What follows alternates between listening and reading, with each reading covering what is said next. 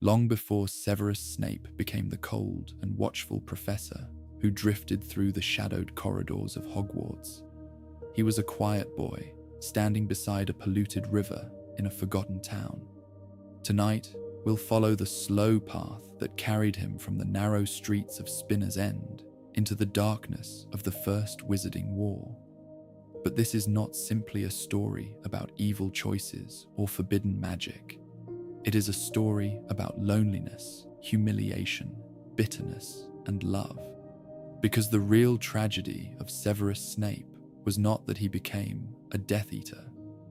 It was that, for most of his life, he believed darkness was the only place left for him. In the years before Severus Snape first stepped onto the Hogwarts Express, before he learned the language of curses and counter-curses, before his name became tied forever to war and betrayal, he lived in a small industrial town beside a slow grey river in northern England. The place was called Cokeworth, though there was little warmth in the name, and even less in the town itself. The mills stood like enormous stone skeletons against the cloudy sky. Tall chimneys breathed smoke into the air from dawn until long after sunset. Rows of brick houses stretched along narrow streets stained black with soot and rainwater. The river carried the color of iron, reflecting dull light beneath bridges that trembled whenever heavy trucks passed overhead.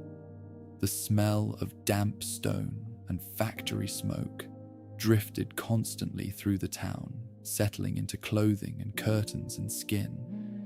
It was the kind of place people rarely escaped from. Children played in cracked alleyways between leaning fences. Men disappeared each morning into the mills with tired faces and returned after dark carrying silence home with them. Women stood in small kitchens beneath yellow electric lights, while radios murmured softly in the background. Everything in Cokeworth seemed faded somehow, as though the town itself had slowly lost faith in brighter days. At the far end of Spinner's End stood the house where Severus Snape spent his childhood. The building leaned slightly to one side, squeezed between identical rows of neglected homes. The windows were narrow and often dark, paint peeled from the doors. The tiny front garden had long since surrendered to weeds. Inside, the rooms were cramped and shadowed, filled with worn furniture and the lingering tension of unhappiness. This was not a home where laughter traveled easily through walls. Tobias Snape, Severus's father, was a muggle man whose anger seemed to fill every corner of the house. Little is known with certainty about him, but memory leaves impressions stronger than facts. Raised voices drifting through thin walls, heavy footsteps crossing old floorboards, doors shutting hard enough to rattle glass. There are hints throughout Severus's later life that fear was something he learned very young. Eileen Prince, his mother, had once belonged to the magical world. She had attended Hogwarts as a Slytherin student during the 1940s. Her surname appeared in old school records beside notes praising her intelligence, particularly in potions. Yet by the time Severus knew her, very little of that bright and capable witch remained visible. She moved quietly through the house like someone carrying invisible weight. Her clothes were worn. Her face often seemed tired. The wand that should have connected her to another world remained mostly hidden away. Whatever dreams she may once have possessed appeared to have faded long before Severus was old enough to understand disappointment. The marriage between Tobias and Eileen seemed suspended somewhere between bitterness and exhaustion. And in the middle of that silence grew Severus Snape. From an early age, he learned the value of observation. Children raised in peaceful homes often speak loudly, move carelessly, trust easily. Severus learned the opposite. He watched. He listened. He noticed the shift in tone before arguments began. He recognized which floorboards creaked and which doors closed quietly. He understood how to remain unseen when tempers darkened the atmosphere of the house. These habits would follow him for the rest of his life. But there was another side to his childhood as well, because hidden beneath the unhappiness of Spinner's End existed something strange and wonderful: magic. For Severus, magic was not merely exciting. It was proof that another existence might be possible. Small incidents began appearing around him long before Hogwarts. Branches bending unnaturally as he passed beneath trees, objects shifting position without touch, sudden gusts of wind responding to bursts of emotion. Unlike many magical children, Severus seemed less frightened by these moments than fascinated by them. They represented control in a world where he otherwise possessed very little. The Prince family books became treasures to him: old potion notes, fragments of magical theory, handwritten observations about wandwork and spellcraft. He absorbed them hungrily. While other children played games in the streets of Cokeworth, Severus wandered alone, with thoughts far larger than the town around him. Isolation settled naturally around him. Even among Muggles, the Snape family stood apart. Tobias distrusted magic, though he lived beside it daily. Eileen no longer seemed fully part of the wizarding world either. Severus belonged completely to neither side. The Muggle children of Cokeworth saw him as strange. Poor clothing hung awkwardly from his thin frame. His dark hair often appeared unwashed. He moved with cautious stiffness, as though expecting mockery before it arrived. At the same time, the magical world remained distant and almost mythical. Hogwarts existed somewhere beyond his reach, like a castle from old stories. Wizards and witches lived lives he could barely imagine, while he remained trapped beside polluted water and factory smoke. This sense of standing outside every world became one of the defining truths of Severus Snape's life. Yet there were moments, particularly in childhood, when possibility still lingered quietly beneath the sadness. Sometimes Severus wandered alone near the river, watching sunlight struggle through grey clouds onto the dark water below. The abandoned mills rose beside him like ancient fortresses. Grass pushed through cracks in stone walls. Rusted fences groaned softly in the wind. In these empty places, he could imagine escape. Magic transformed loneliness into secrecy. Other children might have called him strange, but they did not know what he knew. They did not understand that hidden beneath the ordinary world existed another reality filled with moving staircases, enchanted ceilings, portraits that spoke, and candles floating endlessly in darkness. Severus carried these thoughts quietly, like private treasures. Even his appearance reflected contradiction. He resembled neither world entirely. His pale face and dark eyes carried traces of the old wizarding families through Eileen Prince, yet his surroundings belonged completely to industrial England. He became a child divided between smoke and spellbooks, bitterness and wonder. There is something deeply sad about imagining the young Severus during these years, not because tragedy had fully arrived yet, but because so much of his future already existed in smaller forms. The loneliness, the secrecy, the hunger to belong, the need to feel valued. These emotions did not suddenly appear during the First Wizarding War. They were planted slowly inside narrow rooms at Spinner's End, while rain tapped softly against windows and arguments echoed through dim hallways. And perhaps most important of all was the way Severus began associating knowledge with safety. Magic offered rules. Potion brewing required precision. Spellcraft rewarded intelligence. Books made sense in ways people often did not. Inside magical theory, Severus found structure untouched by cruelty or humiliation. A properly brewed potion followed exact laws. Incantations obeyed reason and discipline. Unlike human relationships, magic could be mastered. This belief would shape the rest of his life. Years later, students at Hogwarts would fear Professor Snape's cold stare and sharp voice. They would whisper about his love of the dark arts and his endless bitterness. Few of them would imagine the small boy from Spinner's End sitting alone beside a polluted river with borrowed magical books resting in his lap. Fewer still would understand how early loneliness can shape a soul. Because before Severus Snape ever chose darkness, darkness had already become familiar to him. Not far from Spinner's End, beyond the rows of dark brick houses and smoke-stained streets, there was a small patch of grass where children sometimes gathered during long summer afternoons. A rusted swing set leaned slightly sideways near the edge of a playground, and thin trees cast narrow shadows across the ground. It was there, beside the slow river running through Cokeworth, that Severus Snape first saw Lily Evans. The moment would shape the rest of his life. She was sitting beneath a tree with her sister Petunia, sunlight filtering weakly through grey clouds above them.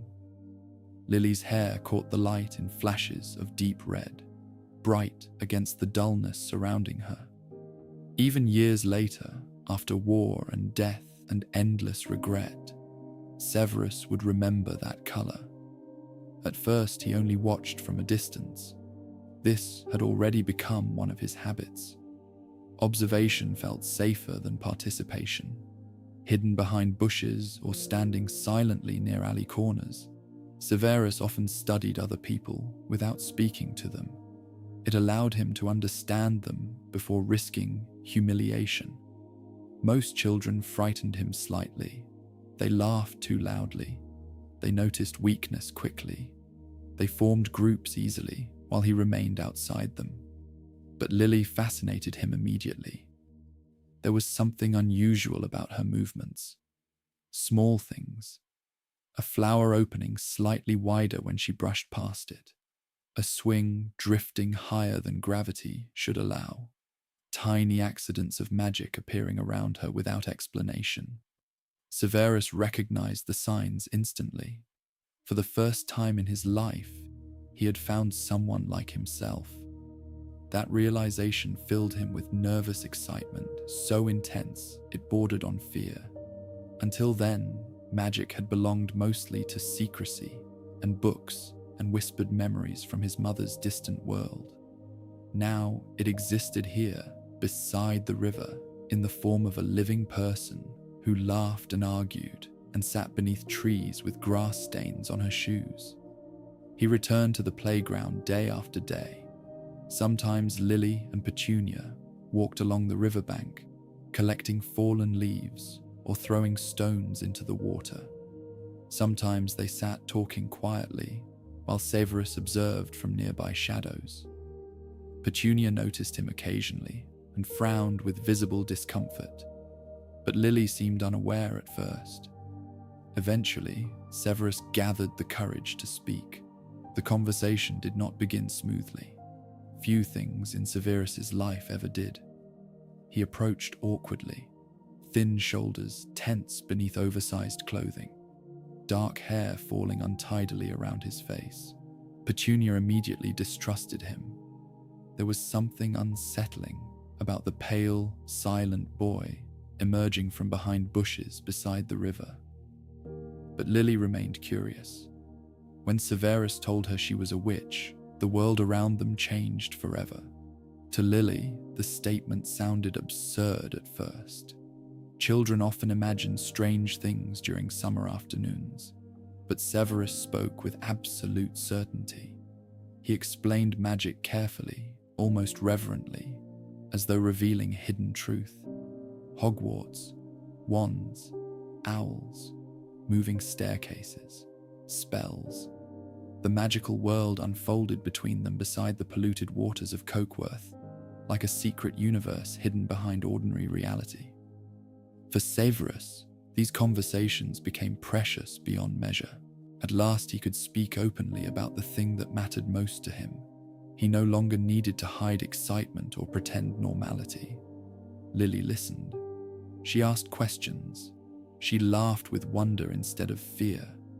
In her presence, Severus experienced something rare and fragile: acceptance.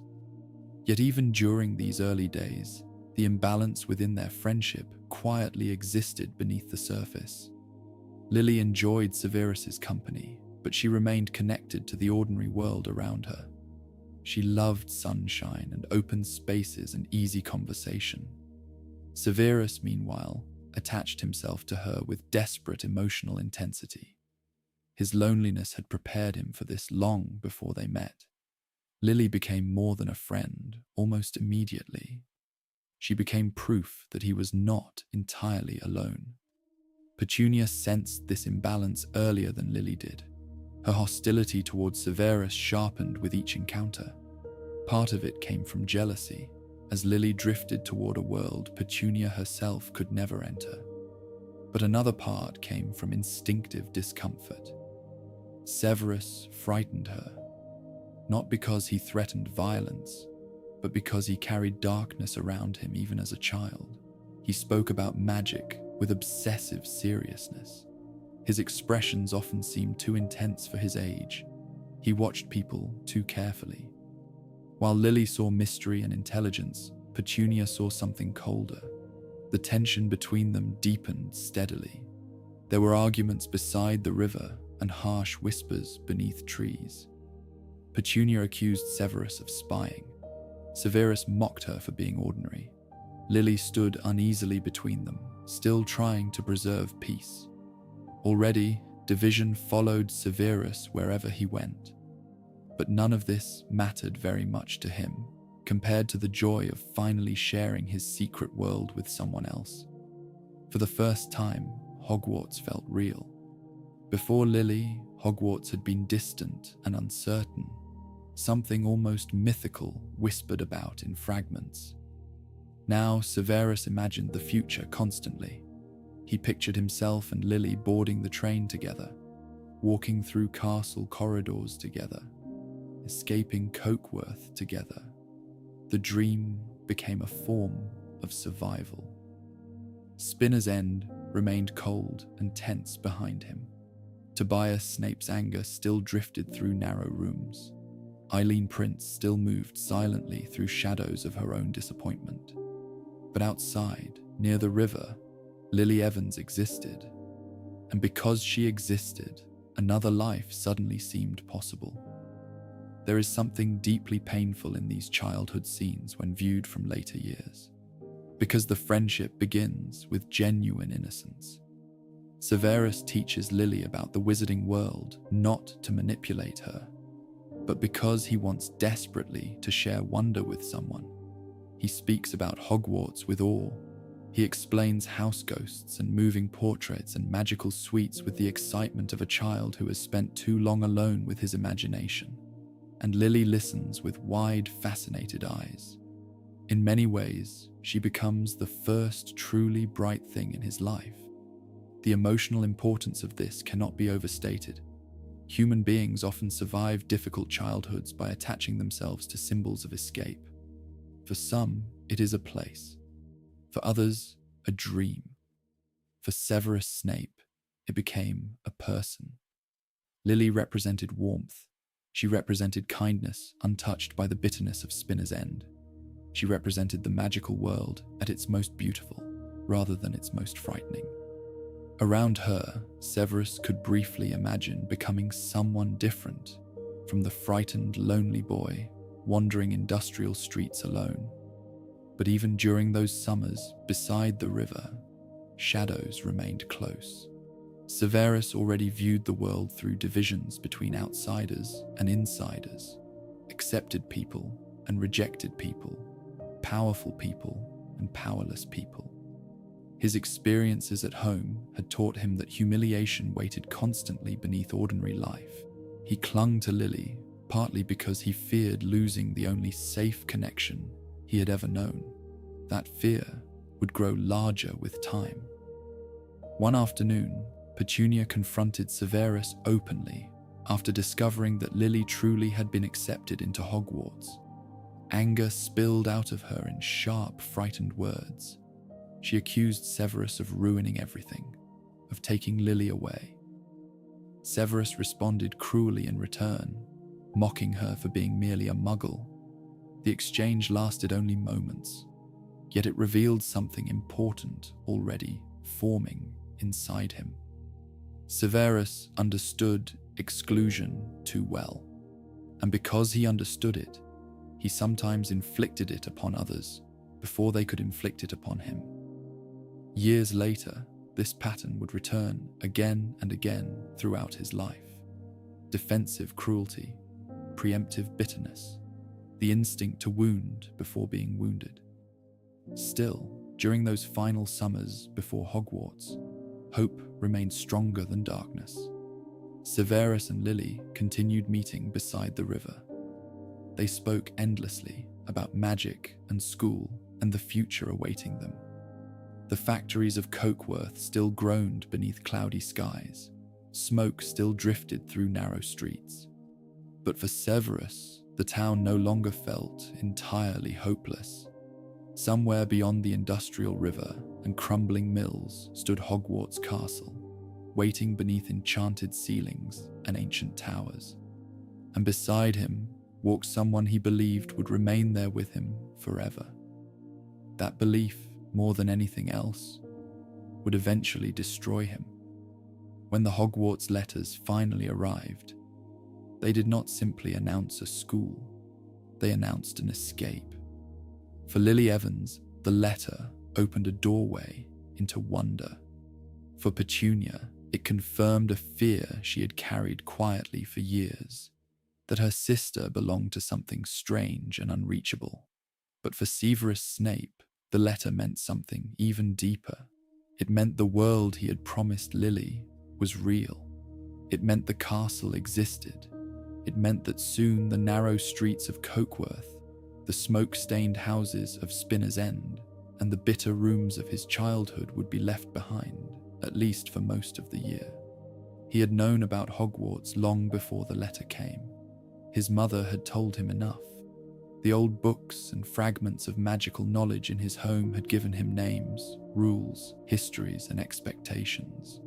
But knowing that Hogwarts existed was different from being summoned there. The letter gave him recognition. It told him that somewhere beyond the ordinary world, his name had been written down. For a child who had spent so much of his life feeling unwanted, that mattered. The days before September seemed to move with strange slowness. There would have been school supplies to gather, robes to obtain, books to purchase, a wand to choose or perhaps be chosen by. For Lily, Diagon Alley must have felt like stepping into a fairy tale. For Severus, it was likely something more complicated. He already knew enough to feel that he belonged there, yet his poverty followed him even into magic. Robes could be second-hand, books could be old, cauldrons could be dented. Even in the wizarding world, difference could be noticed. Still, none of that could erase the anticipation. Hogwarts waited at the end of the journey, like a promise made in childhood.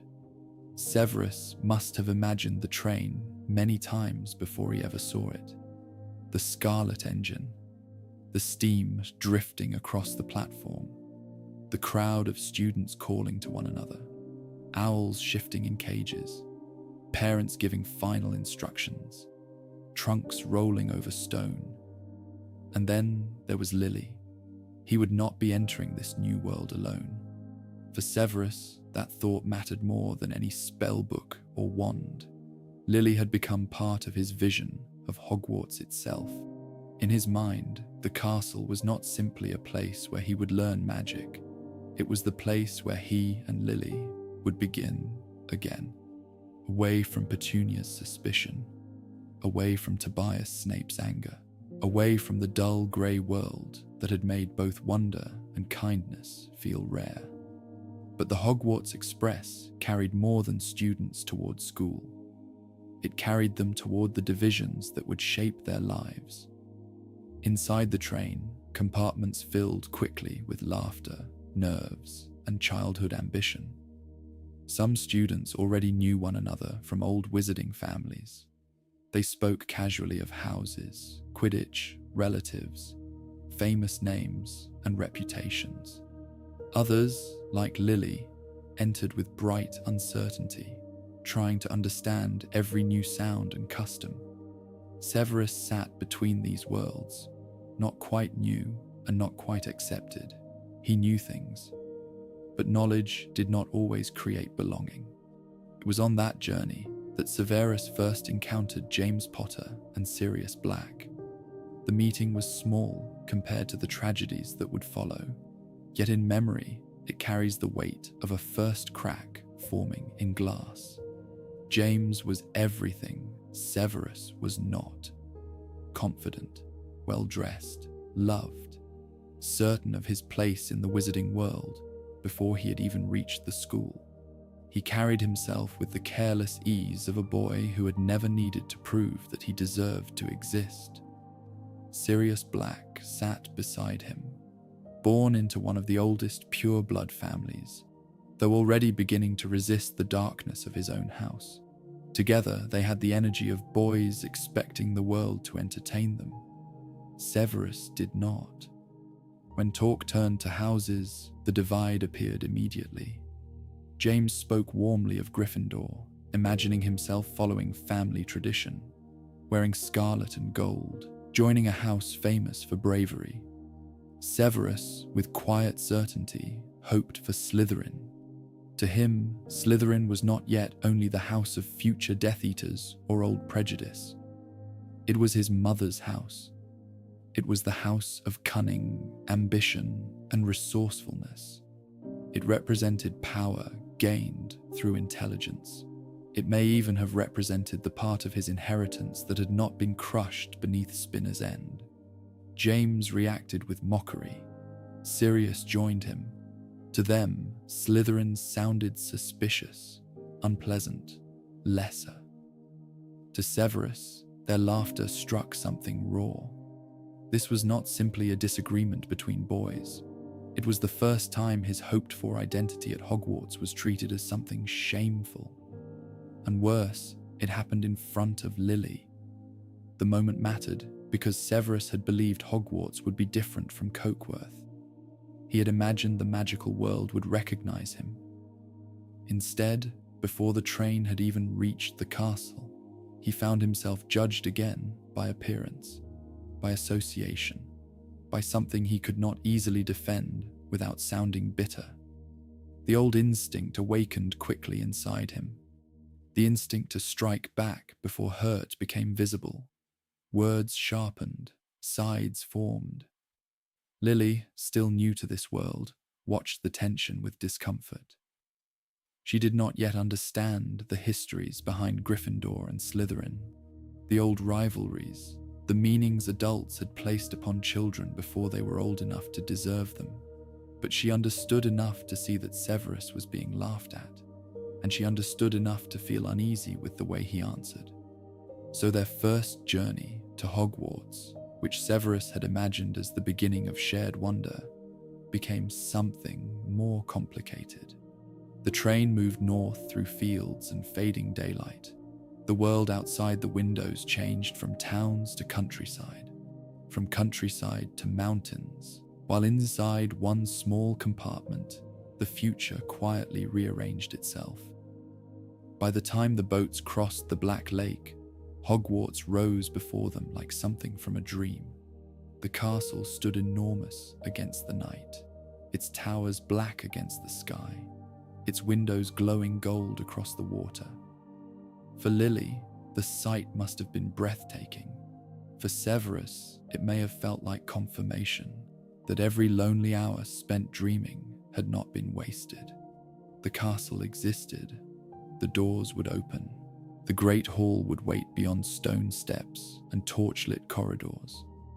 But the sorting hat waited too.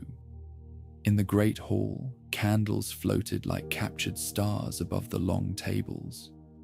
Hundreds of students watched the first years enter. Professors sat at the high table. The enchanted ceiling reflected the night sky so perfectly that the room seemed roofless, open to the heavens. One by one, names were called.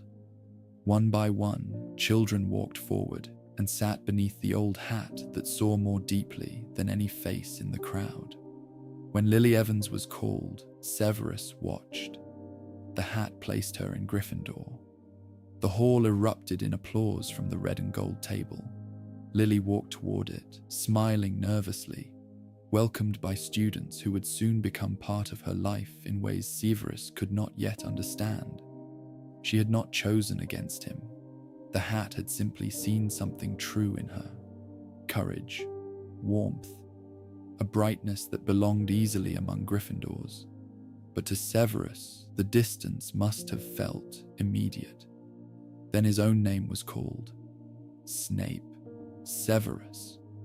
He walked forward beneath the eyes of the school, thin, pale, poorly dressed, carrying more fear and hope than anyone in that room could know. The hat barely needed time. Slytherin had been waiting for him as surely as Gryffindor had been waiting for Lily. The green and silver table welcomed him, and with that, the childhood dream changed shape. They were both at Hogwarts, but not together. From the first night onward, the castle divided them by staircases, tables, common rooms, classmates, and loyalties. Lily slept behind the portrait hole of Gryffindor Tower, surrounded by students who laughed loudly and moved through the world with warmth and daring. Severus descended into the dungeons beneath the lake, into Slytherin's colder chambers, where ambition was respected and weakness noticed quickly. Slytherin House in those years was not a simple place.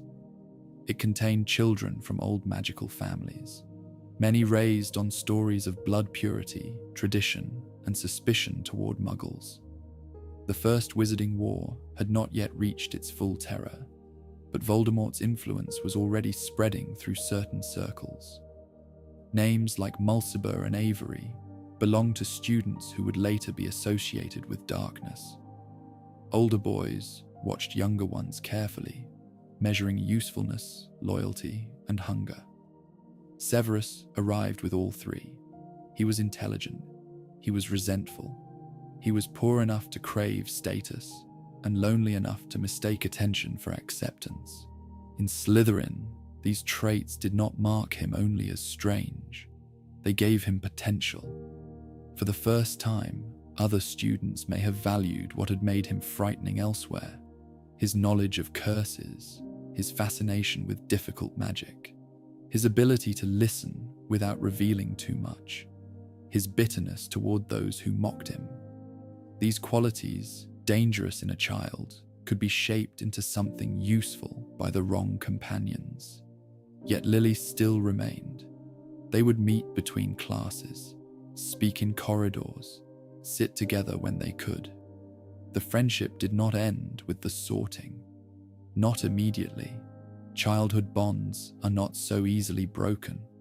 But the castle had begun placing small distances between them every day. A meal at separate tables. A joke Lily heard from Gryffindors that Severus would never find funny. A whispered conversation in the Slytherin common room that Lily would never approve of. A glance from James Potter across the hall. Slowly, Hogwarts became not the shared refuge Severus had imagined, but a place where Lily expanded and Severus narrowed. She found friends, wonder, and confidence. He found knowledge, rivalry, and new reasons to defend himself. The sadness of this period lies in how quietly the change began. No single moment destroyed them on that first day. There was only a train compartment, a few cruel words, a hat calling out two different houses. A boy watching the girl who had once been his whole world walk toward another table beneath floating candles. And somewhere inside Severus Snape, the old fear returned. The fear that every bright thing would eventually leave him behind. The rivalry between Severus Snape and the boys who would later be known as the Marauders did not begin as a grand battle between good and evil. It began, as many lifelong wounds do, with small cruelties, careless laughter, and the quiet discovery that school could be just as lonely as home. At Hogwarts, James Potter seemed to move through the castle as though it had been built with boys like him in mind. He was talented, confident, and already popular. His family was old, wealthy, and loving. He had arrived at school with the certainty of someone who had never needed to wonder whether he belonged. Beside him stood Sirius Black, sharp, handsome, rebellious, and restless, carrying the arrogance of pure-blood nobility, even as he rejected much of his family's darkness. Together, they drew attention wherever they went. Peter Pettigrew followed them with admiration, pleased to be near stronger personalities.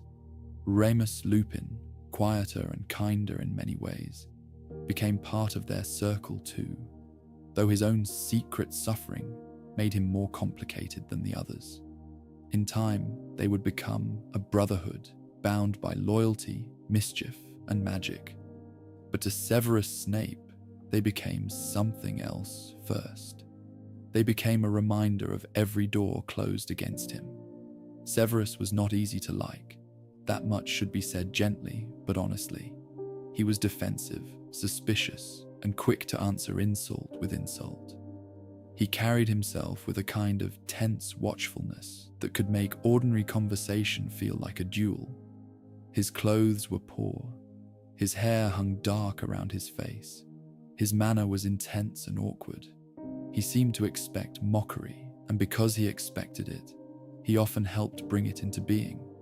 But expecting cruelty does not make cruelty harmless.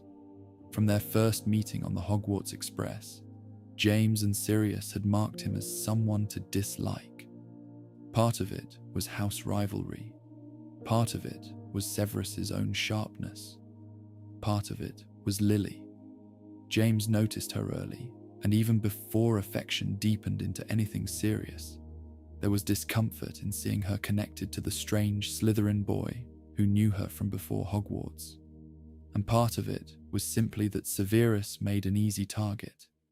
Hogwarts was full of wonder, but it was also a school.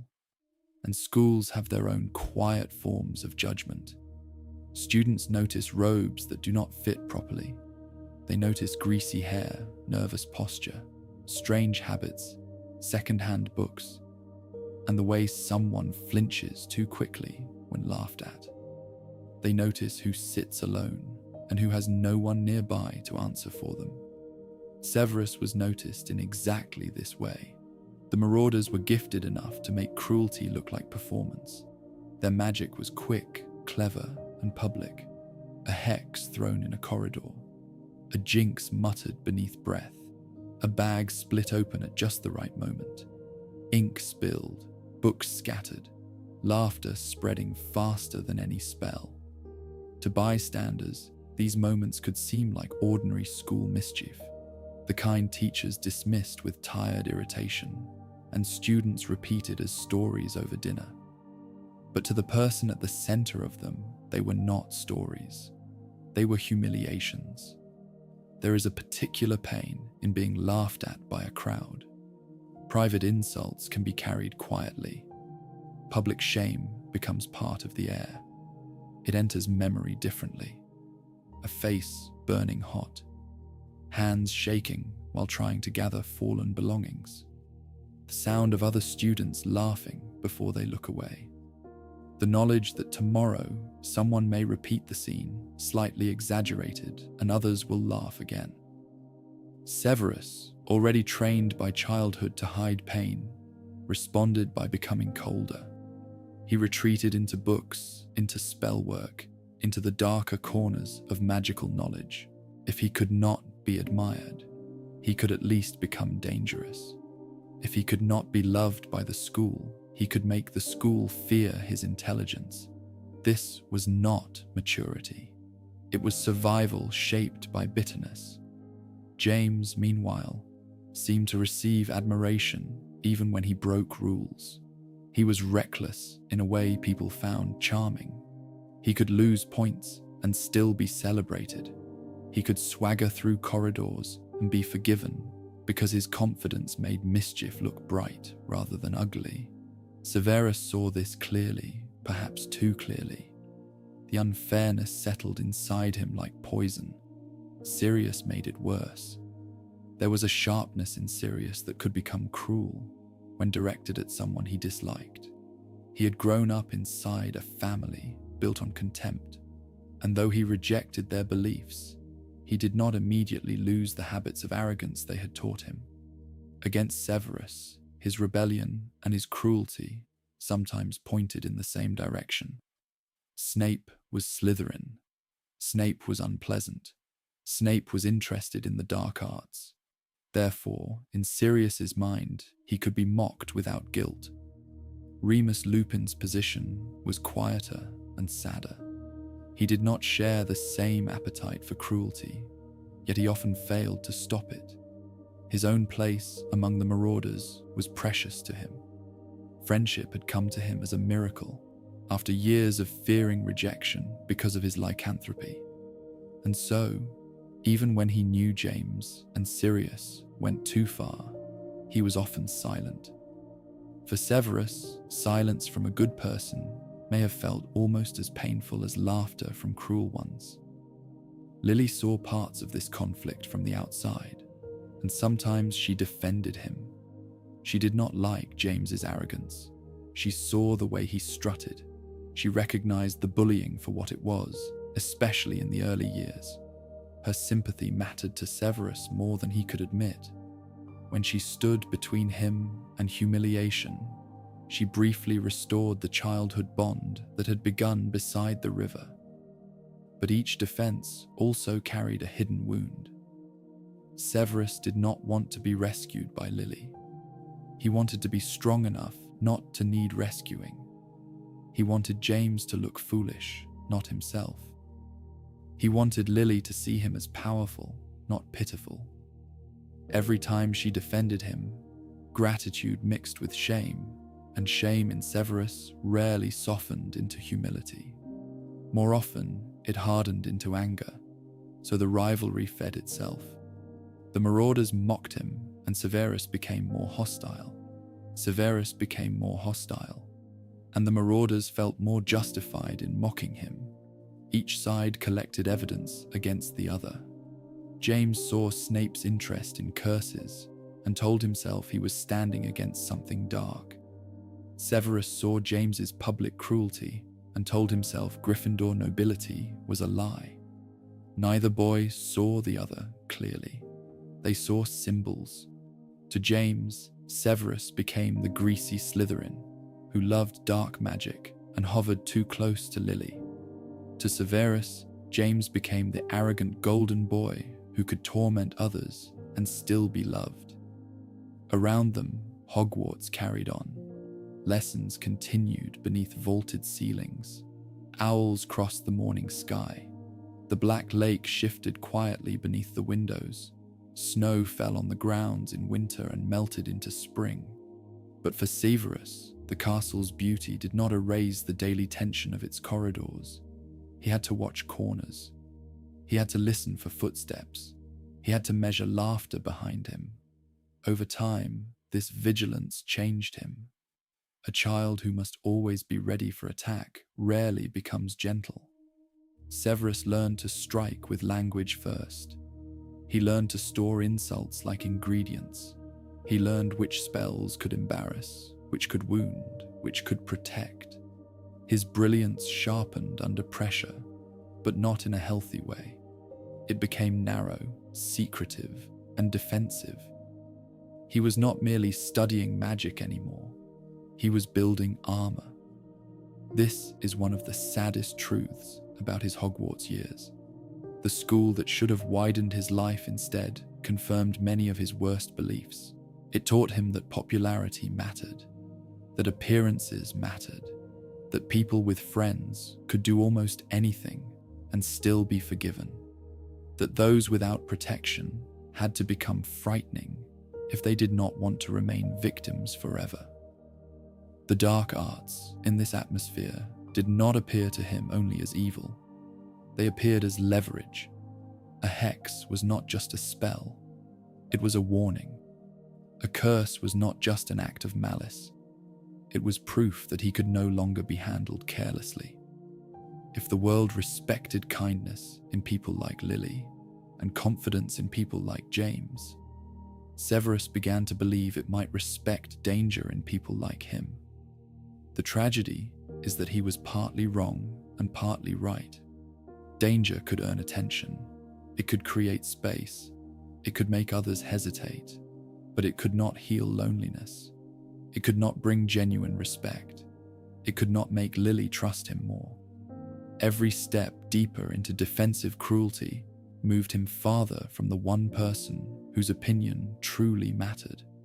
Still, from Severus's point of view, the pattern must have seemed unavoidable. The marauders had friends, status, laughter, and teachers willing to see the best in them. He had Slytherin companions who praised his darker talents, a wounded pride, and a growing collection of resentments. The castle offered him two paths more clearly with each passing year: remain weak or become feared. And because he had spent too much of his childhood feeling powerless, Severus Snape slowly chose the second. By the time he reached his later school years, humiliation had become something deeper than memory. It had become identity. He no longer simply remembered being mocked. He saw himself as someone the world had mocked, someone who owed the world no softness in return. This was not the whole truth of him, but it was the truth he understood most easily. And so, beneath the floating candles and beside the cold waters of the lake, the lonely boy from Spinner's End continued changing. Not all at once, not in one dramatic fall, but slowly, quietly, through hundreds of small injuries, each one leaving behind a trace of bitterness, until the idea of darkness began to feel less like a threat and more like home. As Severus Snape moved deeper into his years at Hogwarts, magic slowly became more than a subject of study. It became protection. It became identity. And eventually, it became the place where he hid the parts of himself that felt too wounded to survive openly. The castle offered many paths to young witches and wizards. Some students found belonging through Quidditch matches beneath autumn skies. Others discovered friendship in crowded common rooms, late-night conversations, or shared laughter echoing through corridors after curfew. But Severus drifted further away from those ordinary comforts with each passing year. Books remained easier than people. Spells obeyed rules that human beings did not. Ingredients behaved predictably inside cauldrons. Incantations required precision rather than charm. Magic rewarded concentration, patience, and intelligence, qualities Severus possessed in abundance. While other students measured status through popularity or athletic talent, Severus began measuring worth through mastery. And in mastery, he excelled. Potions especially seemed to answer something deep within him. The quiet rhythm of brewing suited his temperament perfectly. Potion making required exact timing, controlled movement, and absolute attention to detail. Small errors carried consequences. Carelessness ruined everything. To Severus, who had grown up in a world where chaos often arrived without warning, there was comfort in this structure. Inside the dungeon classrooms, surrounded by glass bottles and drifting steam, he could impose order upon the world. Teachers quickly recognized his unusual talent. Even among gifted students, Severus demonstrated instincts beyond his age. He understood ingredient interactions intuitively. He modified techniques successfully. He saw patterns where others saw only instructions.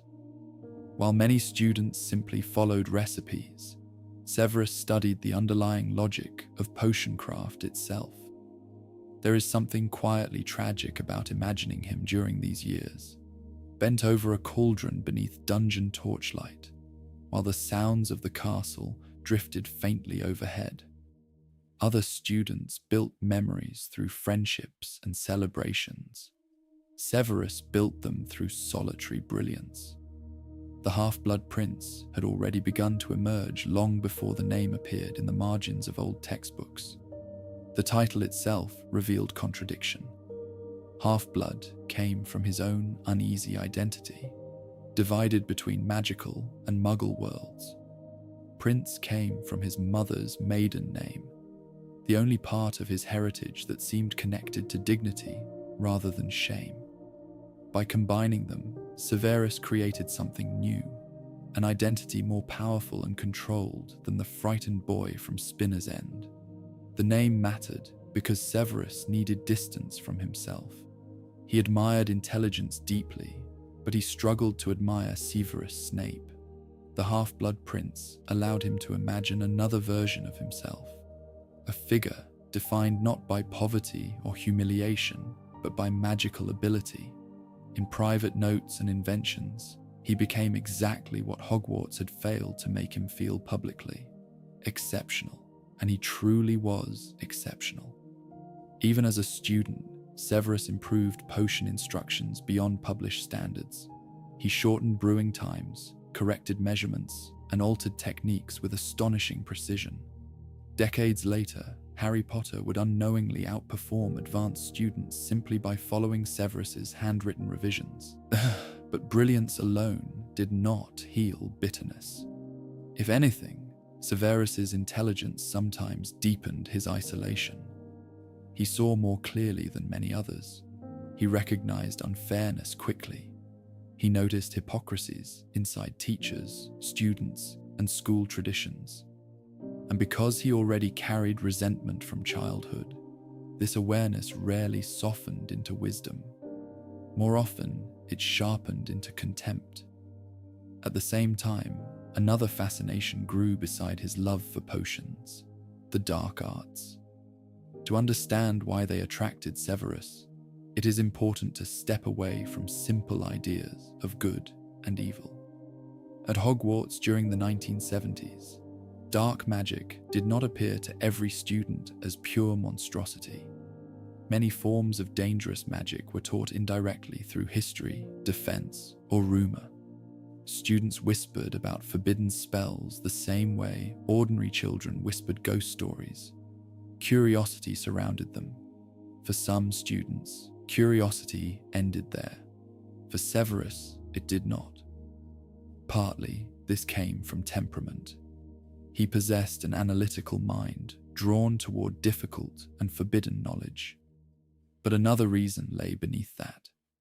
The dark arts appealed to students who felt powerless. A curse can become very attractive to someone who has spent years being laughed at.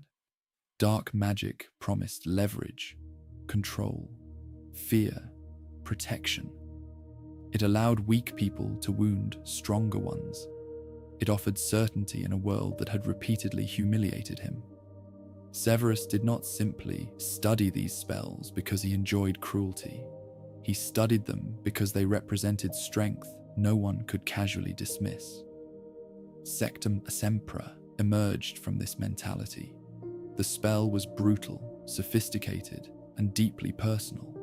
Unlike childish jinxes designed merely to embarrass, Sectum Sempra was created to injure. Its existence reveals how far Severus's thinking had already traveled into dangerous territory during adolescence. Somewhere inside the quiet Slytherin student, sitting alone with books and cauldrons, existed enough anger to invent a curse that sliced flesh like an invisible blade. And yet even this darkness carried traces of sadness, because Sectum Sempra was labeled for enemies. That small note matters. Severus already saw the world through enemies and threats. Hogwarts had become a place where he expected hostility so naturally that he designed magic specifically for defense through violence. Other students dreamed of glory, Quidditch victories, or romance. Severus prepared for attack. Meanwhile, Slytherin House continued shaping him. Older students carried conversations filled with blood purity politics, dark rumors, and admiration for rising figures within the wizarding world. Lord Voldemort's influence spread quietly through certain families and circles long before open war consumed Britain. Students like Mulciber and Avery spoke casually about magic that disturbed Lily and fascinated Severus. What frightened others often intrigued him intellectually. Lucius Malfoy's presence also mattered during these years. Older, polished, wealthy, and respected within Slytherin, Lucius represented everything Severus lacked socially. He moved through Hogwarts with aristocratic confidence. Younger students noticed him. Professors treated him differently. In many ways, Lucius embodied the version of Slytherin power Severus admired. It is not difficult to imagine how meaningful approval from someone like Lucius could become for a lonely boy. For perhaps the first time in his life, Severus entered circles where his talents were not mocked but valued. His knowledge of curses impressed people. His ambition earned recognition. His fascination with difficult magic seemed sophisticated rather than strange. Even his bitterness could be interpreted as strength within the wrong environment.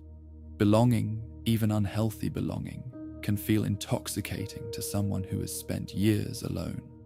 This is one of the most important truths about Severus Snape's descent toward darkness. He was not seduced only by ideology. He was seduced by acceptance. The Marauders laughed at him. Certain Slytherins admired him. That difference mattered more than outsiders often understand. At the same time, his relationship with Lily grew increasingly strained beneath the surface. She disliked many of the people Severus associated with. She heard stories about Mulciber and Avery using dark magic against other students. She saw cruelty growing around Severus, even when he himself did not directly participate. But Severus defended these friendships, partly because he genuinely underestimated the danger, partly because admitting Lily was right would mean admitting the people who finally accepted him might also be morally wrong, and partly because Severus had begun confusing loyalty with gratitude. Those students respected his intelligence when others mocked him. Turning against them felt emotionally impossible, so he minimized things. A dangerous joke became harmless fun. Cruel magic became overreaction. Bullying from Slytherins became less important than bullying from Gryffindors. Severus's view of morality had already become warped by resentment. He judged actions less by objective cruelty and more by who committed them. This too reflected his pain. Children who feel permanently victimized sometimes lose the ability to judge clearly. They divide the world into allies and enemies, forgiving terrible things from one side while magnifying lesser offenses from the other. Severus increasingly viewed the Marauders as symbols of everything oppressive and false about Hogwarts, while viewing darker students through the softer lens of shared exclusion. Yet even as he drifted toward darkness, pieces of the old Severus remained visible. His love for Lily never entirely disappeared beneath ambition or anger. His fascination with magic still carried genuine wonder. His brilliance in potions reflected creation as much as destruction. There was still humanity inside him, still vulnerability beneath the coldness slowly forming around his personality. But vulnerability without healing can become dangerous. The deeper Severus moved into dark magic, the more he convinced himself that intelligence and power could replace emotional connection. If friendship remained unstable, knowledge could remain permanent. If kindness left him exposed, fear could protect him. If the world refused to love him, perhaps it could at least respect him. And slowly, beneath the stone ceilings of Hogwarts, The lonely boy from Spinner's End stopped searching for safety and warmth. He began searching for it in power instead.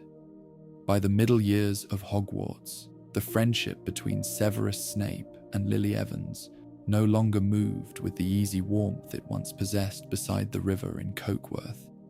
It still existed, but it had begun to carry strain beneath the surface, like ice forming slowly across dark water long before winter fully arrives.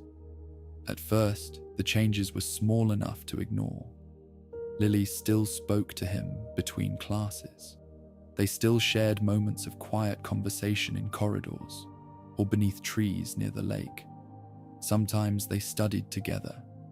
Sometimes Severus still made her laugh with strange observations about professors or magical theory. To outsiders, they may even have seemed close. But Hogwarts had changed them differently. Lily expanded outward into the world around her. She formed friendships easily within Gryffindor House. Teachers admired her talent and kindness. Other students enjoyed her company. The magical world, once completely unknown to her, became home with surprising speed. She approached people openly. She trusted naturally. She carried warmth into rooms without effort. Severus did the opposite.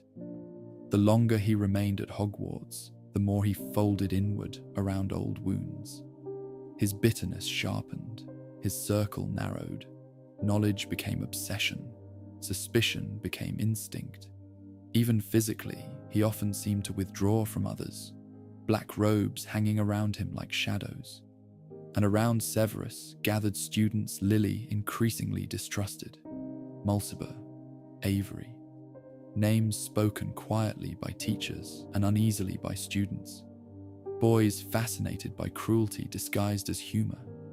Students who experimented with dark magic not merely out of intellectual curiosity, but because they enjoyed the fear it created in others. Hogwarts had always contained dangerous personalities, but the atmosphere during those years carried something darker than ordinary school rivalries. Lord Voldemort's influence spread through certain pureblood families, like poison moving invisibly through water.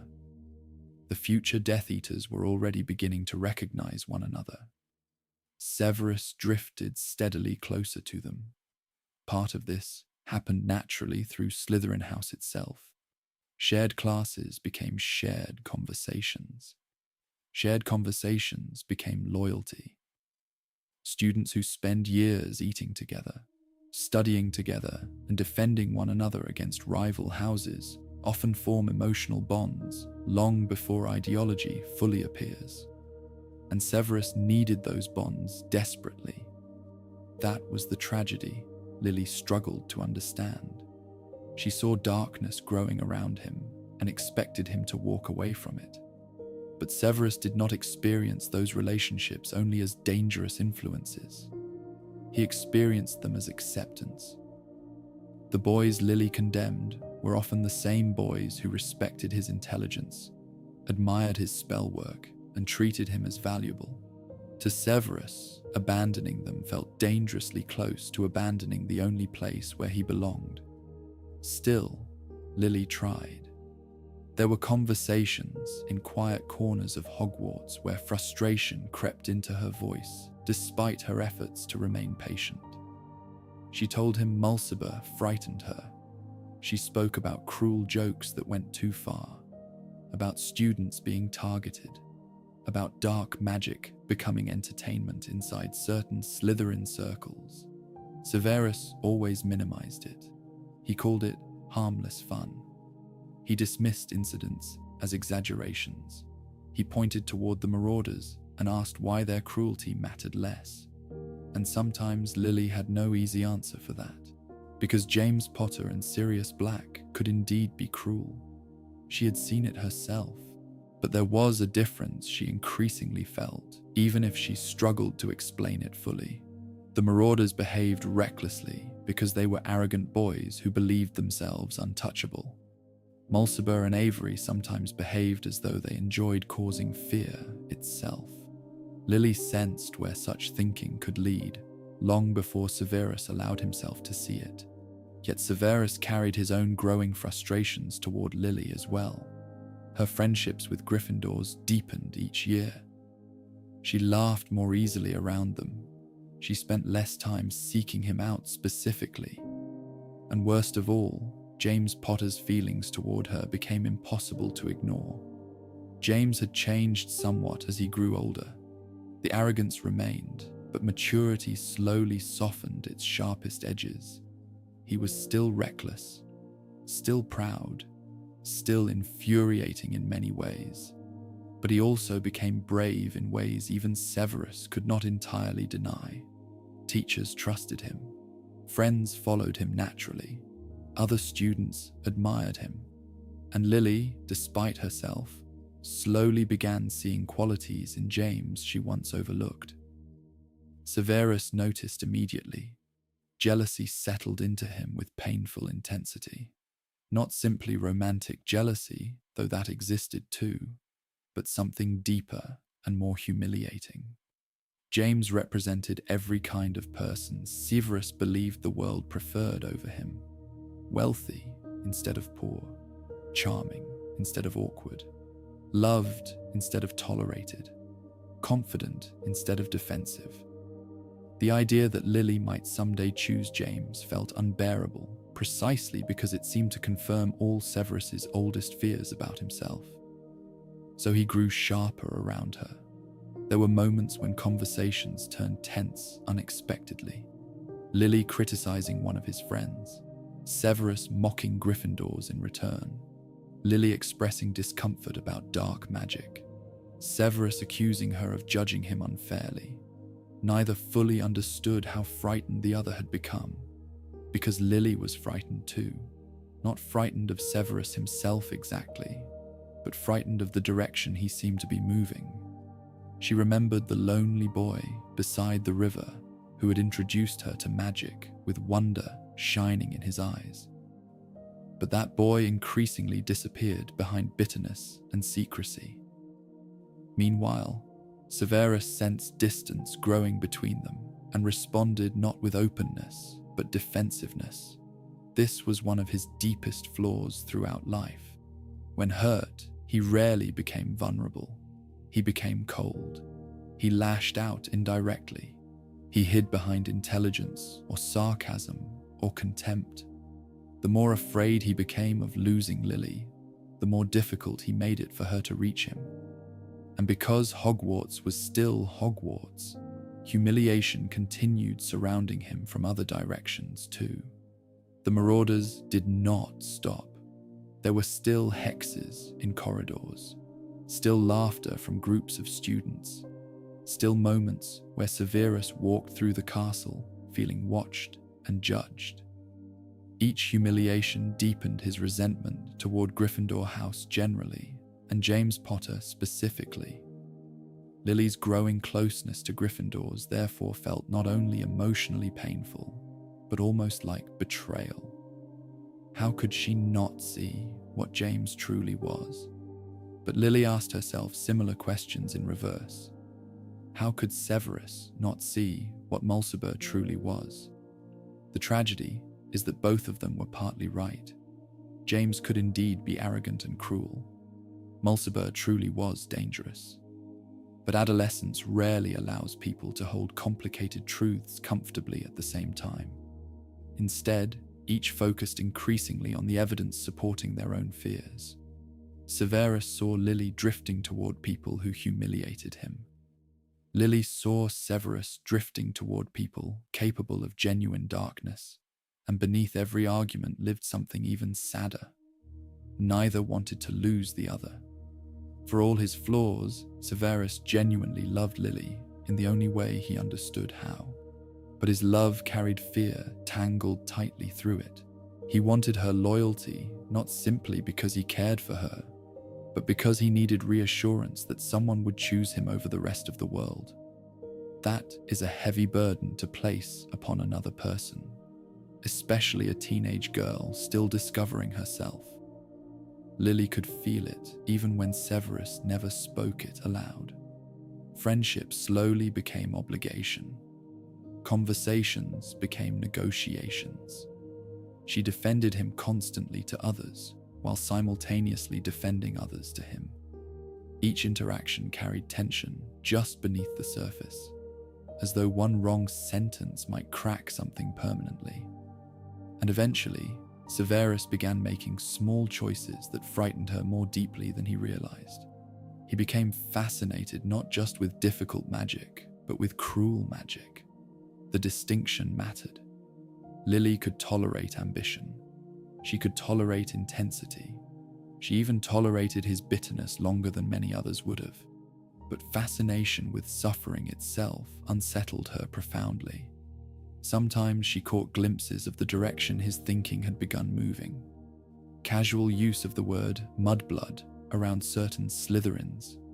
Disdain toward Muggle-born students disguised as dark humor. Indifference toward acts of cruelty committed by people he considered allies. Severus often did not fully mean the things he repeated, but repetition matters. Ideas repeated long enough begin reshaping the mind that speaks them. And perhaps worst of all, he increasingly expected Lily to excuse these things because she knew him better than others did. That expectation slowly exhausted her. There is a painful realism to this stage of their relationship. Childhood friendships often survive early differences because children believe affection alone can overcome anything. But adolescence forces identities to harden. Values emerge. Choices matter more. People begin asking not simply who cares about them, but who they are becoming. Lily began asking that question about Severus, and Severus, deep down, feared the answer. The castle around them continued changing with seasons. Snow gathered against high windows in winter. Spring sunlight spilled across the black lake. Students prepared for exams. Owls crossed the sky, carrying letters home. Life moved forward with ordinary school rhythms. But beneath those rhythms, the friendship born beside the river slowly weakened. Not through one dramatic betrayal. Not yet. But through dozens of smaller wounds. Unspoken resentments. Defended cruelties. Growing jealousy. Fear disguised as anger. Loyalty given to the wrong people. The slow realization that two children who once dreamed of Hogwarts together had begun imagining completely different futures within its walls. And somewhere deep inside Severus Snape, panic quietly began to grow, because Lily Evans had once been the bright center of his world. Now, for the first time since childhood, he could feel her slipping away from him. The day Severus Snape would later remember as his worst began like many other days at Hogwarts, with examinations, restless students, and the strange brightness that comes when spring has nearly turned into summer. The castle had entered that particular stillness that arrives during OWL season. Corridors that normally echoed with laughter and running footsteps became quieter beneath the pressure of parchment, ink, and last-minute revision. Students carried stacks of notes beneath their arms. Common rooms stayed lit late into the night. Charms were repeated under breath. Potion ingredients were memorized. Dates from history of magic drifted through tired minds and vanished just as quickly. For fifth-year students, these examinations were more than ordinary tests. They were a measuring point, a judgment, the beginning of futures being sorted into possible careers, advanced classes, and expectations. Hogwarts, which so often felt ancient and mysterious, became for a few weeks a place of sharpened quills, nervous silence, and professors watching carefully from the front of examination rooms. Severus took these exams seriously. Of course he did. Knowledge was one of the few things in his life that had never abandoned him. He might be mocked for his appearance. He might be isolated by house rivalry and suspicion. He might watch Lily Evans drift further away with every passing term, but in a written examination, surrounded by parchment and carefully controlled silence, he could still prove something. He could prove that he was brilliant, and he was brilliant. That day, after the defense against the Dark Arts OWL, students spilled out of the castle into the grounds with the strange, exhausted relief that follows hours of concentration. The sun shone across the grass. The lake glittered darkly beneath the light. Trees moved softly in the breeze. For a short while, the pressure of examinations lifted, and groups of students gathered beneath the open sky, laughing, stretching, comparing answers, or pretending not to care how they had done. Severus sat apart. He had settled beneath a tree near the Black Lake, his examination paper still somewhere in recent memory, his mind likely replaying answers and details with exacting precision. He had always been comfortable in solitude, but solitude after an exam carries a different texture. It allows thoughts to settle. It allows the body to breathe again. For Severus, that quiet may have felt briefly safe. Across the grounds, James Potter was also restless. He had finished the exam with the confidence of someone who expected success to come naturally. Beside him were Sirius Black, Remus Lupin, and Peter Pettigrew.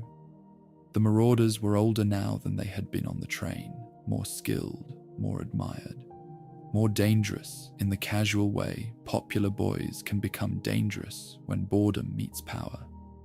They had spent years learning magic, testing boundaries, and entertaining one another with the consequences. James saw Severus, and in that moment, boredom found a target. What followed has become one of the clearest windows into the cruelty of their school years. It was not a duel between equals begun with formal challenge. It was not a private confrontation after mutual provocation. It was public, sudden, performed before a gathering of students whose attention quickly turned toward the scene. James called out. Severus reacted almost instantly, reaching for his wand with the reflex of someone long accustomed to attack. That detail matters. He did not move like someone surprised by an impossible event. He moved like someone whose body had learned this pattern through repetition. Insult, wand, defense, humiliation. But James was faster. The spell struck and Severus was disarmed. His wand flew from his hand. In any ordinary duel, that would have been enough. But this was never about simple victory. James wanted spectacle. Sirius encouraged him. Peter watched eagerly. Remus remained nearby, uncomfortable perhaps, but silent.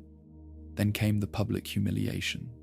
Severus was lifted into the air by his ankle, robes falling awkwardly, body exposed to laughter. The spell was Levicorpus, one Severus himself had invented, scribbled in the margins of his potion book as a secret piece of magic for enemies. There is a terrible irony in that. A spell born from his own desire for control turned against him before a crowd. The students laughed. Some laughed from cruelty, some from nervousness, some because crowds often become less kind than individuals. One laugh encouraged another, and soon the sound surrounded him. The boy from Spinner's End, who had spent years trying to become dangerous enough not to be mocked, hung helpless in the bright afternoon air. His face must have burned with shame. For Severus, this was not merely another attack. It contained all the old wounds at once: poverty, loneliness, ugliness, rejection. The knowledge that James Potter could do this openly and still be admired by many of those watching. The knowledge that his own rage, no matter how fierce, could not protect him in that moment. And then Lily Evans came forward. She did what she had done before. She defended him. Her voice cut through the laughter, angry and clear. She told James to leave him alone. She called out the cruelty of what he was doing. And James, who had been performing partly for the crowd and partly, perhaps, for her, turned toward Lily with the careless arrogance that made Severus hate him even more. The situation shifted. Now Severus was not only humiliated before strangers, he was being rescued by the person whose respect mattered most to him. Lily stood there, brave and furious, while he remained suspended and exposed. James spoke to her, bargained with her, tried to impress her. The whole scene became unbearable in a deeper way, because Severus could accept Lily's kindness when they were children beside the river. But here, in front of Hogwarts, in front of James Potter, in front of laughing students, her defense felt like pity. And pity was more painful to him than almost anything. James lowered him eventually, though not out of true remorse. Severus reached for his wand, desperate to reclaim control, desperate to wound back, desperate to erase the image of himself hanging helpless before the lake. He tried to strike. James stopped him again. The humiliation continued. And somewhere inside Severus, shame became rage so quickly that thought could not catch up. Lily turned on him too, not cruelly, but with anger at his own behavior, at his obsession with dark magic, at the way he had been changing. She had defended him, but she was not blind to what he had become. She was tired, hurt, frustrated after years of warning him about the company he kept and the words he allowed around himself. In that moment, Severus stood exposed in every possible way, exposed to James's cruelty, exposed to the crowd's laughter, exposed to Lily's disappointment. And then he said the word, mudblood. One word, spoken in fury, but prepared by years of proximity to people who used it. One word that revealed how much poison had entered his language, even if his heart recoiled the moment it left his mouth. One word that struck Lily more deeply than any hex cast that afternoon. The silence after it mattered. Lily had been called that word by others, but hearing it from Severus was different. He had known her before Hogwarts. He had told her she was magical. He had opened the door to this world for her. He had been her first guide, her first friend in magic. And now, in front of everyone, he used the ugliest word pure blood prejudice had for someone like her. It did not matter that he regretted it immediately. Some words cannot be called back. Severus knew it as soon as her face changed. There are moments when a life turns quietly on a sentence. No explosion follows. No wall collapses. The sky does not darken. The lake continues moving. Students continue breathing. But something essential breaks, and everyone involved feels it even before they understand it. For Severus and Lily, this was that moment.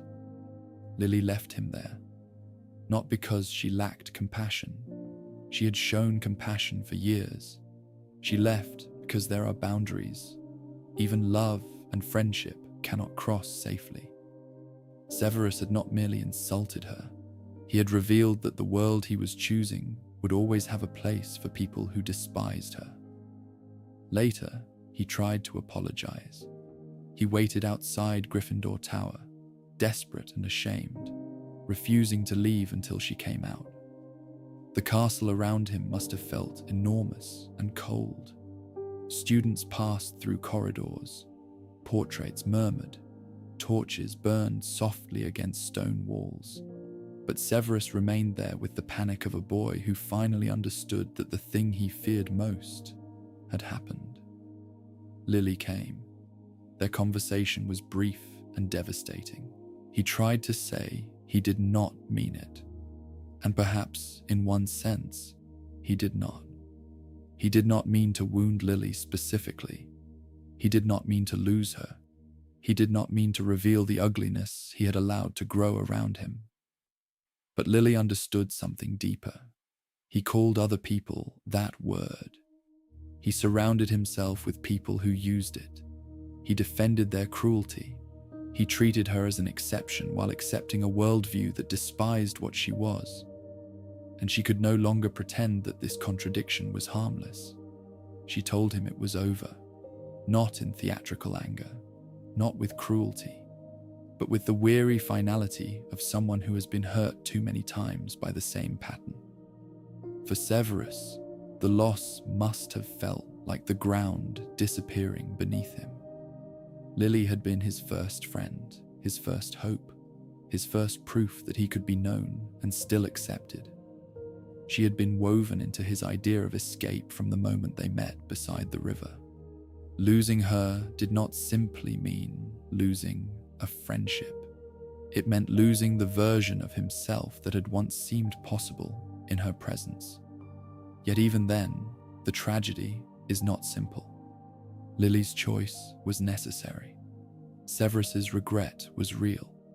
James's cruelty was real. Severus's own cruelty was real. No single truth cancels the others.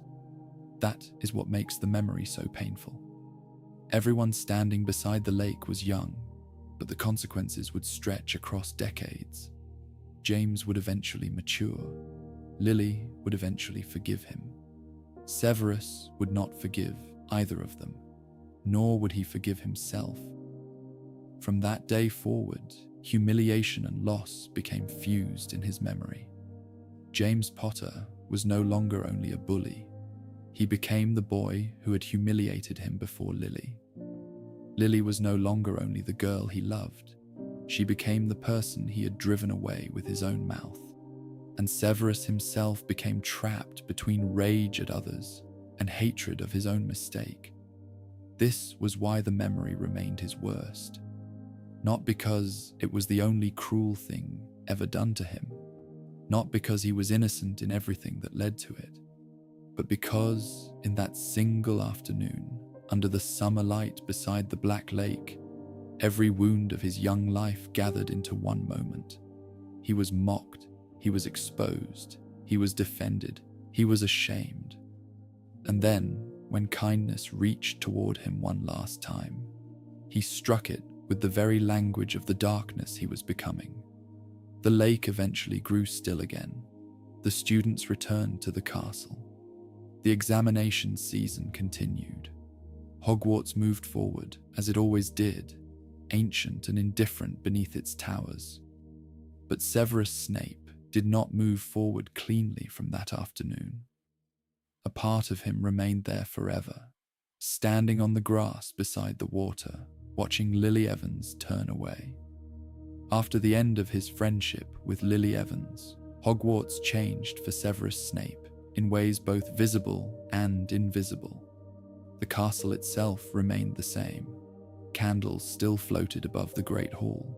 Rain still tapped softly against the high windows of the dungeons. Students still hurried through corridors, carrying books beneath their arms, while ghosts drifted through stone walls in endless repetition of old habits. But for Severus, something essential had vanished. He no longer waited for glimpses of Lily beside the lake with the same hopefulness. He no longer expected quiet conversations after class, or moments where childhood familiarity briefly returned between them. The final break beside Gryffindor Tower had left behind a silence more painful than open conflict.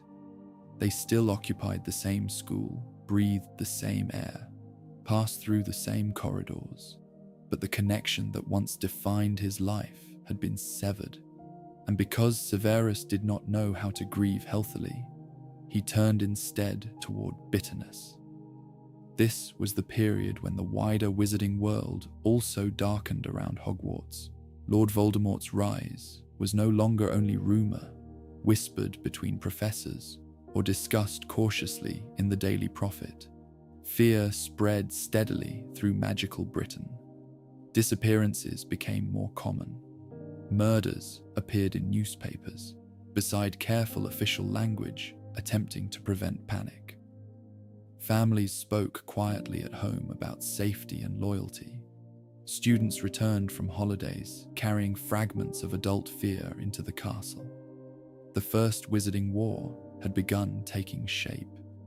Inside Slytherin House, especially, the atmosphere shifted. Older students admired Voldemort openly or in secret. Certain pure-blood families already aligned themselves with his ideas about magical superiority and blood purity. Dark magic stopped feeling merely theoretical to many students. It became political, powerful, relevant. The lines between schoolboy fascination and dangerous ideology blurred more with each passing year. Severus drifted deeper into those circles almost naturally. From the outside, later generations would sometimes ask how someone as intelligent as Severus Snape could ever become a Death Eater. The question misunderstands loneliness. Intelligence does not protect people from emotional hunger. In some cases, it deepens it. Intelligent people can build elaborate justifications for terrible choices if those choices satisfy wounds buried deep enough. And Severus carried many wounds. By this point in his life, he had lost nearly every emotional anchor that once restrained him. His home remained cold and unhappy. Hogwarts had become a place of rivalry and humiliation. Lily, the one person who once connected him to warmth and innocence, had turned away. The Marauders still represented everything he despised about effortless popularity and inherited privilege. Meanwhile, among future Death Eaters, Severus found something he had rarely experienced elsewhere: recognition. His talents mattered there. Lucius Malfoy and others like him valued intelligence, ambition, and magical skill. Severus's brilliance with curses and potion-making impressed people. His fascination with difficult magic no longer made him strange. It made him useful. And usefulness can feel dangerously close to belonging. For someone who has spent years feeling invisible, this emotional reality is crucial to understanding his descent. Severus did not wake one morning and decide to become evil. He moved slowly toward a world that welcomed parts of him Hogwarts had mocked. Voldemort's followers promised power, respect, and purpose to young witches and wizards who felt overlooked or resentful. They spoke of strength rather than vulnerability, of superiority rather than shame, of taking control rather than enduring humiliation. For Severus, those promises must have sounded intoxicating. At the same time, Britain itself felt increasingly unstable. Fear changes societies quickly. Ordinary people begin searching for certainty. Young people especially become vulnerable to movements that offer identity during chaos. Voldemort understood this better than almost anyone. He gathered followers not simply through terror, but through emotional manipulation. Pure-blood families joined him out of arrogance and ideology. Others joined because they desired influence or feared being left powerless. Some were drawn by fascination with dark magic itself, and some, like Severus, were pulled by quieter and sadder needs: the need to matter. There is something heartbreaking about imagining Severus during these years after Hogwarts graduation. He entered adulthood carrying extraordinary magical ability, but almost no emotional stability. The magical world outside school was frightening and polarized. The Order of the Phoenix fought desperately against growing darkness. Auras disappeared. Families chose sides. Trust eroded everywhere. And Severus stood in the middle of this world with bitterness where hope had once lived. His half-blood identity made everything even more complicated. Voldemort's ideology publicly glorified pure-blood supremacy. Yet many of his followers were willing to ignore contradictions if someone proved useful enough. Severus likely understood the hypocrisy clearly. He knew what he was. He knew he could never truly become one of the ancient aristocratic pureblood families whose approval he sought. But emotional desperation often overrides intellectual consistency. People excluded from powerful groups sometimes cling hardest to those groups, once partially accepted by them. Severus's intelligence allowed him to see contradictions, but his loneliness pushed him to tolerate them. Being valued at all mattered more than being valued honestly. And Voldemort valued talent. That alone separated him from many authority figures in Severus's earlier life. Teachers at Hogwarts saw Severus as difficult. Students mocked him openly. James Potter reduced him to entertainment. But Voldemort's movement saw potential. Dangerous potential, certainly, but recognition nonetheless. One can imagine how recruitment may have unfolded. Quiet conversations after Hogwarts, introductions through older Slytherins, gatherings where dark magic was discussed with admiration rather than caution. Young witches and wizards speaking about changing the world instead of merely surviving within it. Severus would have entered these spaces carrying grief disguised as anger. He likely spoke little at first, listening carefully as he always had, watching, measuring, absorbing the atmosphere around him. And for perhaps the first time in his life, the atmosphere may have felt powerful rather than humiliating. No one laughed at him there. That mattered more than it should have. At the same time, the memory of Lily Evans remained alive inside him in complicated ways. He had lost her, yet he could not release her emotionally. She remained connected to his childhood, to wonder, to the version of himself that once believed goodness and belonging might coexist naturally. But instead of inspiring him toward healing, the loss increasingly hardened into resentment and despair, because Severus interpreted rejection through the lens of all his earlier wounds. Lily choosing distance from him felt connected to James Potter's bullying, to Gryffindor arrogance, to Hogwarts divisions, to every moment he had ever felt inferior or unwanted. Rather than seeing his own growing darkness clearly, he often saw himself primarily as someone abandoned and judged. This self-pity became dangerous, not because Severus lacked real suffering. His suffering was genuine, but suffering alone does not automatically produce wisdom. Sometimes it produces obsession. Sometimes it produces cruelty justified by old pain. As Voldemort's movement expanded, Severus likely convinced himself he remained different from its worst followers. This is another common tragedy in extremist environments. Individuals imagine they can stand near darkness without becoming fully consumed by it. They tell themselves they are there for knowledge, for power, for protection, for belonging, but not for the ugliest parts. Yet movements shape people gradually. The language around Severus darkened further. The company he kept narrowed his moral world. Cruelty became easier to excuse when committed by allies. Violence became abstract when directed towards strangers. And beneath everything remained the belief that the world itself had treated him unfairly first. By the time Severus officially became a Death Eater, the transformation likely felt less dramatic to him than it appears from history. There was no sudden fall from innocence, because innocence had already been eroded slowly across years of humiliation, resentment, and emotional isolation. Each step prepared the next. Each compromise became easier after the previous one. The lonely boy from Spinner's End, who once introduced Lily Evans to magic beside the river, had not vanished entirely, but he had become buried beneath anger and desperation. And perhaps most tragic of all, Severus still did not fully understand what Voldemort truly was. He admired power without grasping its emptiness. He admired control without understanding the depths of Voldemort's inability to love or value human life. To Severus, Voldemort may initially have appeared terrifying, but brilliant, dangerous, but purposeful. a figure reshaping the wizarding world through strength.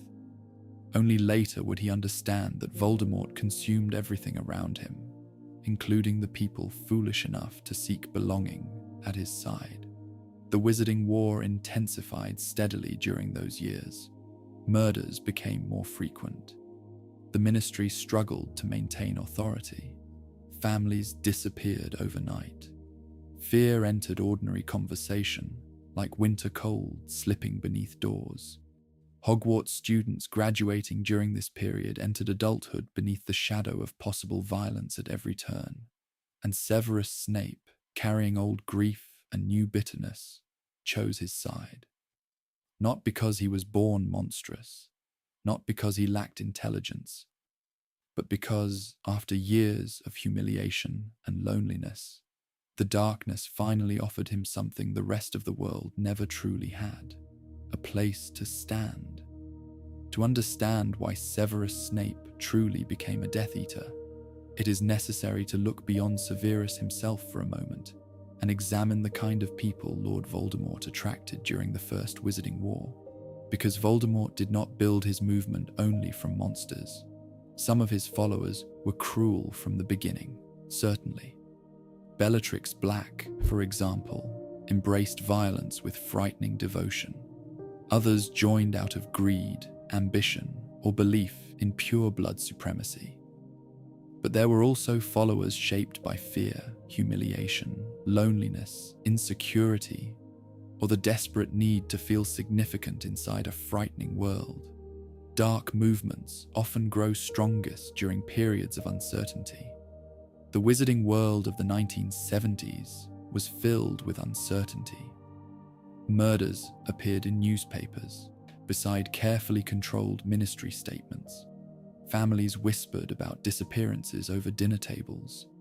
Students graduating from Hogwarts entered adulthood, knowing open war was spreading through Britain.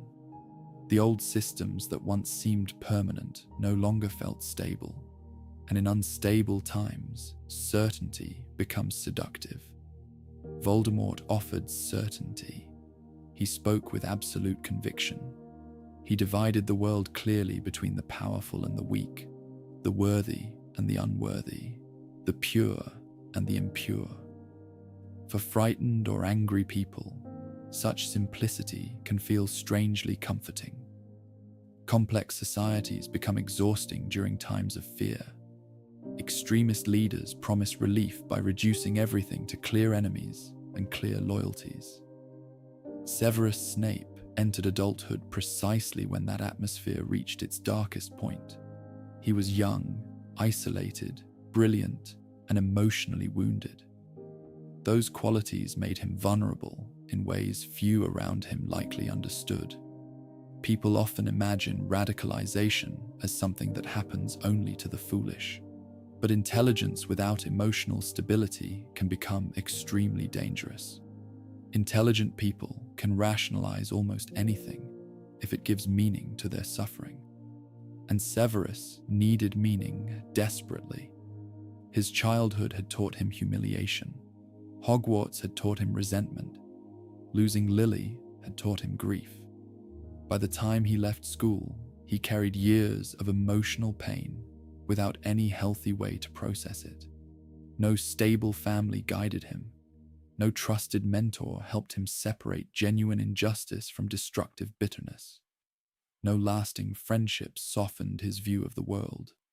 Instead, he entered a war already convinced that cruelty and rejection shaped human relationships naturally.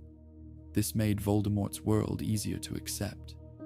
There is another painful contradiction at the center of Severus's story. He was a half-blood himself, the son of a Muggle father and a witch mother. By strict interpretation, Voldemort's ideology should have excluded him completely. Yet movements built on hatred often make exceptions for useful people, especially talented ones. Voldemort valued magical ability above almost everything else, and Severus possessed extraordinary ability. That validation mattered profoundly. Throughout childhood and adolescence, Severus had been made to feel lesser than wealthier students. lesser than popular students, lesser than boys like James Potter, who moved easily through the world. But inside Voldemort's circles, talent could outweigh embarrassment, intelligence could outweigh poverty, magical power could outweigh awkwardness.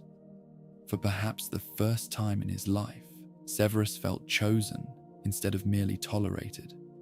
This emotional transformation can happen gradually and almost invisibly. A lonely person enters a group seeking connection. The group offers praise, recognition, and belonging. Soon the individual begins defending the group instinctively because losing it would mean returning to loneliness. Over time, loyalty becomes intertwined with identity itself. The frightening thing is that this process often feels emotionally healing at first. That is why extremist movements can attract broken people so effectively. They promise wounded individuals that all previous suffering had meaning. That rejection was proof of superiority. That humiliation came from living among enemies who failed to recognize greatness. Suddenly pain becomes evidence rather than burden. One can imagine Severus listening quietly during those early gatherings among future Death Eaters. Others speaking about changing the wizarding world, about restoring order through strength, about ending weakness and fear through domination, about loyalty and purpose and belonging. These ideas must have resonated with the deepest wounds inside him, because Severus had spent years feeling powerless. Powerlessness shaped nearly every important experience of his life before adulthood. He was powerless as a child, listening to anger move through Spinner's End. Powerless while richer students mocked him publicly at Hogwarts. Powerless while Lily slowly drifted away despite his desperation to hold on to her. Powerless while James Potter remained admired no matter how cruel he could be. Darkness promised an end to powerlessness, and Voldemort himself represented power in its purest magical form. Brilliant, feared, charismatic, ruthless. He moved through the wizarding world like a force of nature. Even those who hated him spoke his name with caution. Young followers drawn toward him likely felt they stood close to history itself. For Severus especially, proximity to power may have felt emotionally intoxicating after years spent feeling small. Yet perhaps the saddest part of this period is that Severus probably believed he remained morally separate from the movement's worst impulses. Human beings are remarkably skilled at dividing themselves internally. He may have told himself he sought knowledge rather than cruelty, order rather than murder, strength rather than hatred. People rarely join dangerous movements believing themselves villains. Instead, they tell themselves stories. Stories about injustice, stories about loyalty, stories about survival, stories about why their suffering entitles them to anger. And Severus had many stories available to him. The Marauders had genuinely humiliated him. Lily had genuinely abandoned him after years of defending others against him. Hogwarts had genuinely failed to protect him from repeated bullying. The world had genuinely been unfair in many ways. But real suffering does not guarantee moral clarity. Sometimes it creates moral confusion instead. The line between victim and aggressor can blur frighteningly when pain hardens into resentment. This is why Severus increasingly excused things around him that once might have disturbed him. The cruelty of future Death Eaters became easier to rationalize because he viewed them as allies in a hostile world. Their anger mirrored his own. Their contempt for others echoed emotions he already carried inside himself. And because they respected him, he extended forgiveness toward them more readily than toward anyone else. Belonging reshapes morality quietly. Meanwhile, Voldemort's movement also offered Severus something intellectually seductive. The dark arts themselves carried enormous complexity and power. To a mind like his, fascinated by difficult magic, the temptation must have been immense. Voldemort gathered some of the most magically ambitious witches and wizards in Britain. They pursued forbidden knowledge without restraint. They treated limits as weakness. For Severus, who already associated knowledge with protection, this environment reinforced dangerous instincts. The more magic he mastered, the less vulnerable he felt. The less vulnerable he felt, the easier it became to ignore empathy. And empathy, once neglected long enough, begins fading in subtle ways. Not completely. Never completely in Severus's case. That is important. Unlike some Death Eaters, Severus never lost the ability to love. His attachment to Lily proved that. But love narrowed only towards specific individuals can coexist alongside frightening indifference toward everyone else. Severus cared deeply for Lily Evans, but during these years, he increasingly stopped caring enough about what happened to strangers. That emotional narrowing allowed him to exist inside Voldemort's world without fully confronting its horror. Violence happening elsewhere remained abstract. Families suffering remained distant. Fear spreading through the wizarding world became background noise beside his own internal struggles. This too reflects a painful truth about human nature. People consumed by their own wounds sometimes lose perspective on the wounds of others, and perhaps beneath everything lay one final tragic belief. Severus no longer truly believed goodness would protect him. As a child, he had once associated kindness with Lily and magic with wonder. But by adulthood, experience had taught him different lessons. The world rewarded James Potter despite arrogance. It rewarded wealthy pure-blood students despite cruelty. It rewarded confidence more than gentleness. To Severus, darkness increasingly appeared realistic, while hope seemed naive. Voldemort exploited exactly this kind of despair. He offered frightened young witches and wizards the illusion that vulnerability itself could be destroyed. Join the powerful. Become feared instead of hurt. Stand beside strength rather than beneath it. Never be humiliated again. For someone like Severus Snape, those promises touched every unresolved wound left by childhood and adolescence. And so, the lonely boy from Spinner's End, who once sat beside a polluted river, teaching a red-haired girl about magic with wonder in his voice, drifted deeper into Voldemort's world not because he lacked intelligence, but because he lacked peace. He wanted power because he had felt powerless. He wanted recognition because he had felt invisible. He wanted belonging because he had spent most of his life alone. And by the time he realized what Voldemort truly demanded in return for those things, it was already far too late. By the time Severus Snape carried Lord Voldemort's mark upon his arm, the war had already begun, consuming the wizarding world completely.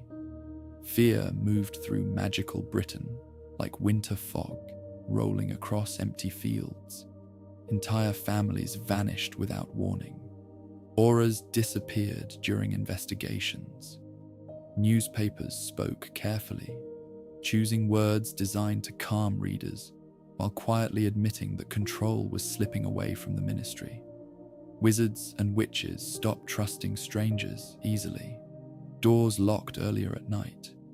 Conversations lowered when unfamiliar footsteps approached. And somewhere inside this growing darkness walked Severus Snape, brilliant and bitter, serving a master he did not yet fully understand. For a time, his role among the Death Eaters may have seemed straightforward. He possessed extraordinary talent in magic and potion making. He was intelligent, disciplined, and skilled at secrecy. Voldemort valued such qualities deeply. Severus, in return, likely experienced the dangerous satisfaction of finally feeling important. But dark movements always demand more than loyalty eventually. They demand sacrifice. And Voldemort's greatest sacrifice from Severus would arrive through something almost accidental. It began at the Hog's Head Inn. The Hog's Head stood apart from the polished beauty of places like the Three Broomsticks. Where the Three Broomsticks glowed with warmth and laughter, the Hog's Head felt older, rougher, and dimmer. The floor smelled faintly of stale drink and smoke. Shadows gathered in corners beneath low ceilings. Patrons often kept to themselves. It was the sort of place where secrets moved quietly between tables. Severus arrived there on Voldemort's orders. The Dark Lord sought information constantly during the war. Rumors, prophecies, magical knowledge hidden from ordinary understanding. Voldemort feared death above all things, and fear often makes powerful people obsessed with prediction and control. When whispers reached him that a prophecy might concern his future, he sent Severus to listen. The meeting taking place upstairs involved Albus Dumbledore and Sybil Trelawney, a witch many considered eccentric and unreliable. At first glance, it may not have seemed important. Trelawney herself appeared fragile and theatrical, known more for strange behavior than respected prophecy. But magic does not always reveal itself through impressive people. Sometimes history changes inside dusty rooms above old taverns. Severus waited outside the door and listened. The prophecy began softly. The one with the power to vanquish the Dark Lord approaches. At first, the words may have sounded merely curious, yet Severus listened carefully as Trelawney continued speaking in a strange, altered voice, unlike ordinary conversation. A child born at the end of July, parents who had thrice defied Voldemort, a boy destined somehow to oppose him. The prophecy carried enormous danger. Severus understood that immediately, but before he could hear everything, he was discovered. Aberforth Dumbledore, suspicious of eavesdropping, forced him away from the door before the prophecy finished. Severus escaped with only part of it. That detail would shape everything that followed, because incomplete knowledge can become more dangerous than complete understanding. Severus brought the prophecy to Voldemort. At the time, he likely viewed this as important service to his master rather than personal betrayal. The prophecy did not yet feel connected to anyone he loved. It was information gathered during wartime, valuable information, dangerous information. Voldemort rewarded usefulness, and Severus had delivered something significant. But Voldemort interpreted the prophecy immediately through fear. There were two possible children who fit the description. One was Neville Longbottom. The other was Harry Potter, infant son of James and Lily Potter. And the moment Severus realized Lily Evans Potter was involved, terror entered the story for the first time. The realization must have struck him with unbearable force. Lily, not some stranger, not an abstract victim of war. Lily, the girl beside the river, the girl who had once listened to him speak about Hogwarts beneath grey summer skies, the girl whose friendship he destroyed beside the Black Lake, the girl he never truly stopped loving despite everything. Until this moment, Severus had likely managed to separate his loyalty to Voldemort from his feelings about Lily by avoiding direct conflict between them. Human beings are skilled at maintaining contradictions when reality allows distance between choices. But now the contradiction stood directly before him. Voldemort intended to hunt Lily's child, and Voldemort never left threats unfinished. Panic consumed Severus. There is something painfully human about what happened next. Faced with the possibility of Lily's death, Severus abandoned ideological loyalty almost instantly. Whatever admiration or allegiance he felt toward Voldemort collapsed beneath something deeper and older. Love, obsession, guilt, fear, all tangled together.